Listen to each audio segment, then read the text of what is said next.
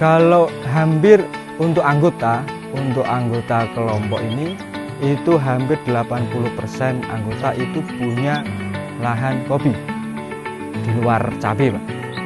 Selain cabai, dia punya lahan kopi. Nah, itu yang kita menyadari menjadi potensi awal.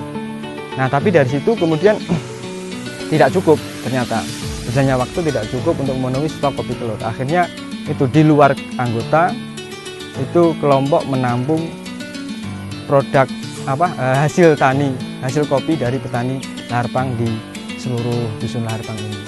Begitu. Kalau kemarin stok kita karena memang terbatasnya modal, kita stok itu 1 tahun kemarin 4 ton sampai 5 ton.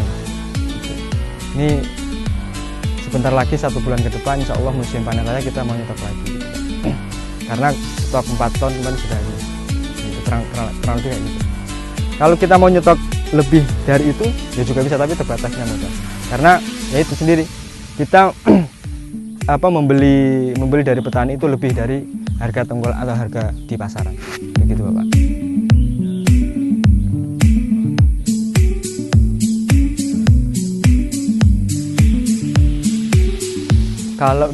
Kalau di wilayah Lahar Pang ini paling pas itu robusta.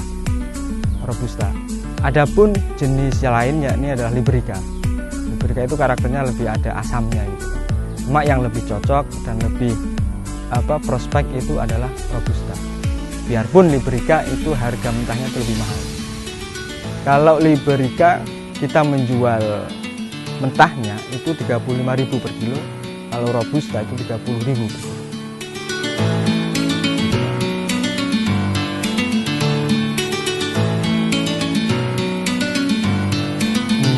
Kalau tanam, kebetulan kopi di sini itu ada yang sudah puluhan tahun, kemudian ada yang melalui pembaruan 3-4 tahun yang lalu. Nah, untuk berbeda-beda untuk jenis untuk jenis Arabica misalkan itu 3 tahun sudah bisa dipetik, Pak. Nah, kalau robusta ini bisa sampai 4-5 tahun itu baru bisa petik. Tapi kebetulan untuk potensi kopi yang ada di Lahar Pang sini itu kebanyakan peninggalan masa lalu, kurang lebih kayak gitu. Adapun yang untuk memperbaiki ekosistem dari tanaman kopi di sini itu banyak sekali yang kemudian diperbarui dengan melalui di-stek atau diperbarui jenis kopinya itu sendiri. Itu, Pak. 1 tahun sekali, Pak. 1 tahun sekali itu musim panen. 1 tahun sekali biasanya memang ini awal Juni, Juli, Agustus itu musim panen raya.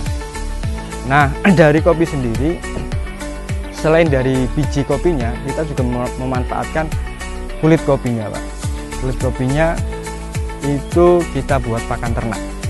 Kulit kopinya. Bahkan kalau dulu awalnya kulit kopi itu malah dijadikan warga sini sebagai semacam limbah yang terbuang nggak ada nilai jualnya.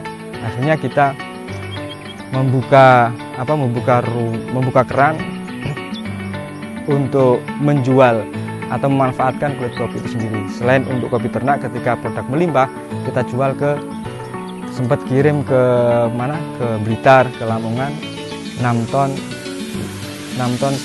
ton itu berapa kali kemarin? 3 kali. Terus sempat kirim ke Lamongan, ke Blitar dengan harga Rp1.000 per kilonya. Begitu, Pak. Itu kulit kopinya. Jadi apapun dari kopi insya Allah kita bisa wujudkan untuk bernilai ekonomis. Begitu, Pak. Kalau kegiatan produksi kopinya kita melakukan kegiatan produksi hampir setiap hari oleh tim produksi. Itu mulai dari kan sudah ada stok kopi mentah itu. Ada kopi mentah, terus kemudian melalui sortir, kemudian kita roasting, kita sangrai, yang kemudian hasil dari roasting itu kemudian diseleb menjadi bubuk. Permintaan juga bermacam-macam. Ada yang meminta cuma roasting, jadi belum jadi bubuk. Kemudian ada yang bubuk pun demikian. Ada yang memilih warnanya agak gelap, artinya gosong. Atau kemudian ada yang medium dan sebagainya.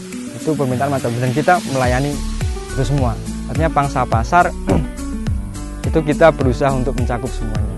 Makanya untuk kopi Kelot itu terdiri dari beberapa grade, Pak. Untuk grade A Robusta, grade A Liberica, kemudian grade B dan grade C. Grade B, grade C itu menengah ke bawah, grade A itu menengah ke atas. Gitu, Bapak.